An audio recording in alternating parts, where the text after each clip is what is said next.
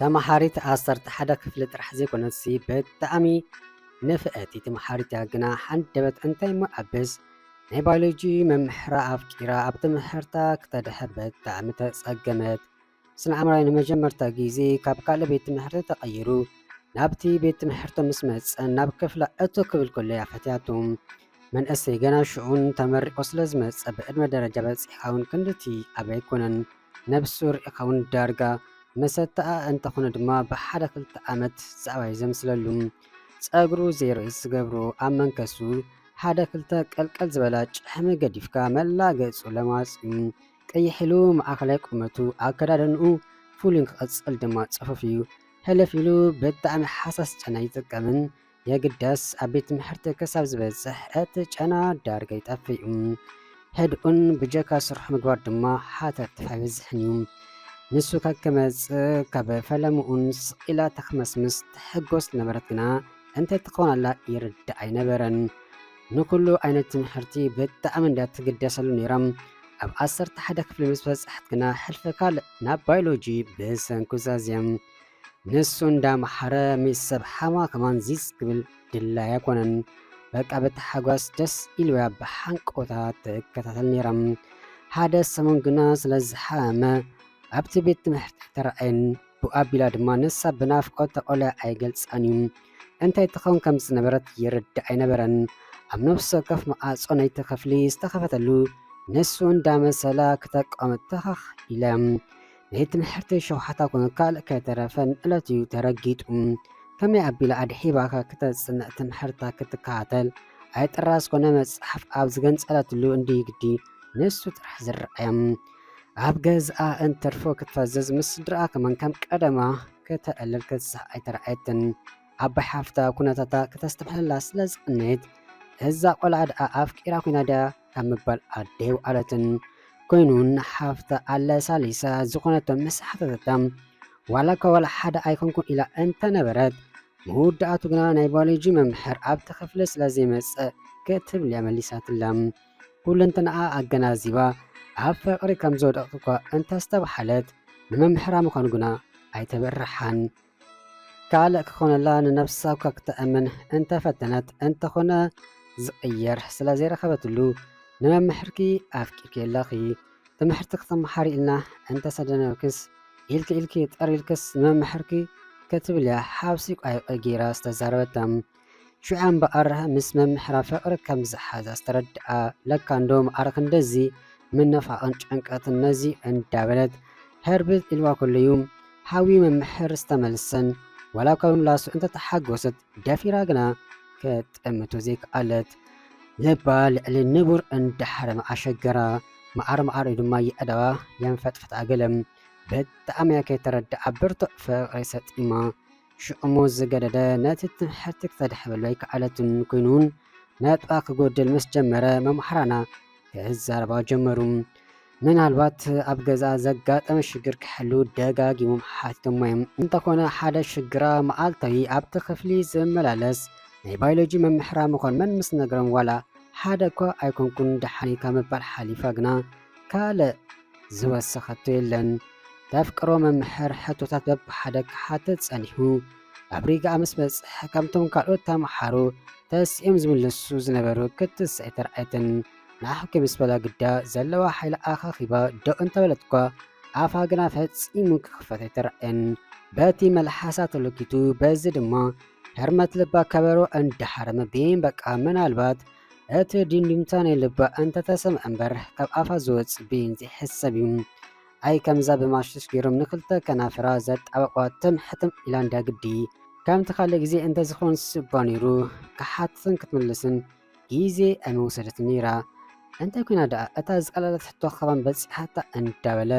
ደሓን ኮፍ በሊ ክብል እዩ ስቕታ ምስ በዝሖ ዝበለም ዝኾነቶ ድኣ ልባ ተቆፃፂርካዮ ንፍእቲ ዝነበረት ተምሓሪት ሰለሎ እትኻላ እምበር ካልእ ዳ እንታይ ይብል ይሕሉ እቲ መንፈሳ።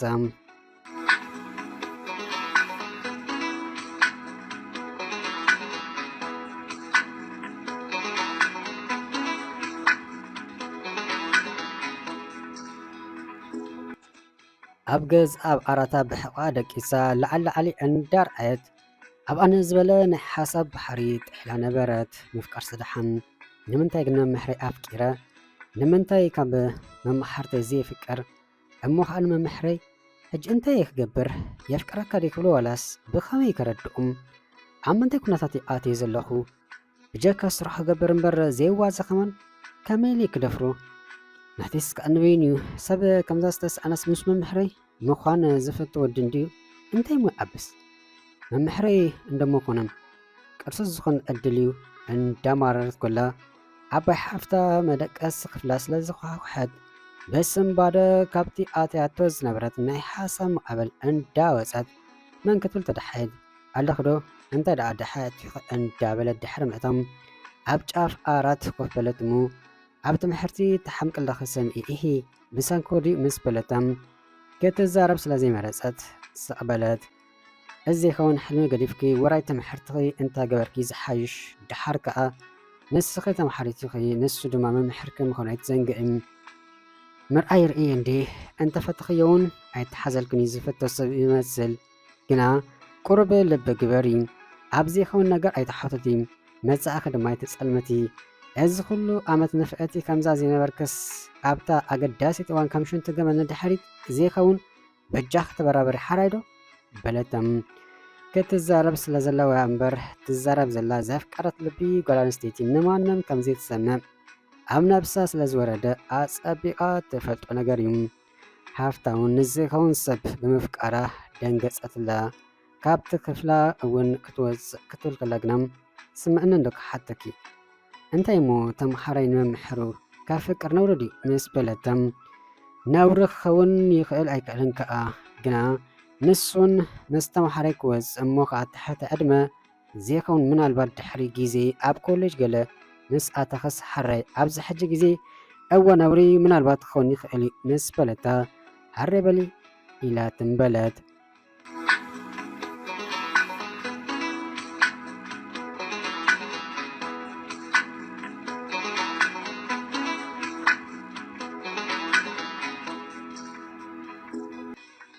ኣብ ቤት ትምህርታ ምስ ከደት እቲ ትፈትዎ መምሕር ፀዊኡ ኣብ ትምህርታ ተሓመቕ ከም ዘላ ምክንያት መሐመቂ ኣካል እንዳተዛረበ ከሉም ፈፂማ ተቕልበሉ ኣይነበረትን በቃ ሰኣምዮ እንዳበለ ውሽጣ ይርብሻ ነበረም ብዘይ ልባ ከይተረድኣ ከንፈራ ክትሰድር ክትብሉን ተሰምዕዶ ንለኺ ምስ በለያ ናውን ኣስተመልሰት እወ በለት ሓንቲ እኳ ከይሰምዐት እሞ ንምንታይ ተሓምቂ ከም ዘለኽባ ንገርኒ ፀገም ኣሎ ድዩ ኩሉ መምሕር ብዛዕባ ምጉዳል መንፋዓት ይዘረባሉ እንታይ እሞ ክትብሉ ቀንዲ ምክንያት ንስኻ ኢኻ ከምኡ ኢላ እንተ ትገላገል እሞ ንኣምሓሻም ግና ቤን ኣበይ ድፍረት ክመፅእ ቅዲ ሓቂ ንሱን ከም ትፈትዎ ዋላ ሓደ ዝፈልጦ ነገር ይብሉን ንፎስ መሓላውካ ሓስቦን እዩ በለድሓን ዝኾነ ክንሕግዘኪ ንኽእለ ነገር እንተሎ ንገርና መንፋዓትኪ ቀጽል እዩ ዘለኽየ ግዜ ዕድመን ኣገዳሲ ይሓረዶ ኢሉ ናብ ሳፈራ መለሰም ኩሉ ክፍለ ግዜ ናቱ እንተ ዝቅየርላ ይምፀለእትን ንሱ ኣብታ ክፍሊ ክመፅእ ኩሉ በቃስ ኢላ ትሐጎስ ካብቲ ዝምሕሮ ግና ንዝገብሮ ምንቅስቃሳት እያ ተድሕብ ጀሚራ ብኡ መጠን ድማ ፍቅራ ኣመና ሱር ሰደደም ዋላ ምስ ዝኾነት ጓል ኣንስተይቲ ተምሓሪት ትኹን መምሕር ከዕልል ከሎ ፈፂሙ ኣይብርሕን ተሓርቐን ትቐንዕ ድማ ብፍላይ ግና ምስ መሳርሕቱ ማለት እዩ ብሕልፊ ሓንቲ ናይ እንግሊሽ ናይ ታሽኣይ ክፍሊ መምሕር ኣላ ንሱ ቀፃሊ ሕግብግብ ክትብል ስለ ትሪኣ ንክልቲኦም ብሓንሳእ ክትሪኦም ከላ ከይድኪ ብሓንጭረያ ዝመፅም ገዲ ሓቂ ሃይሊ ፍቅሪ ከምኡ ዝገራብ ዘሎ እምበር ወሪድዋ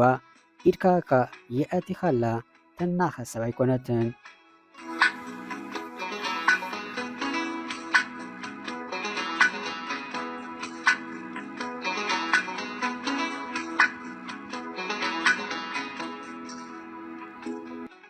ገዛኣ ከይዳ ኣብ ክንዲ ተፅንዕ ብኸመይ ክትሓቶ ከም ዘለዋ ክትሓስብ ትምህርቲ ዳርጋ ተረሲኡ እንተተብሓሊ ይቐልል ክትሓስብ ፀኒሓ ሓንደበት ደብዳቤ ፅሒፈ ኣብ መፅሓፉ ከይርአየኒ ክገድፈሉ ይሓይሽ ኣብ ዝብል መደምደምታ በፂሓ ቢሮን ወረቐትን ኣልኢላ ኣብ ምሕንጣጥ ኣተወት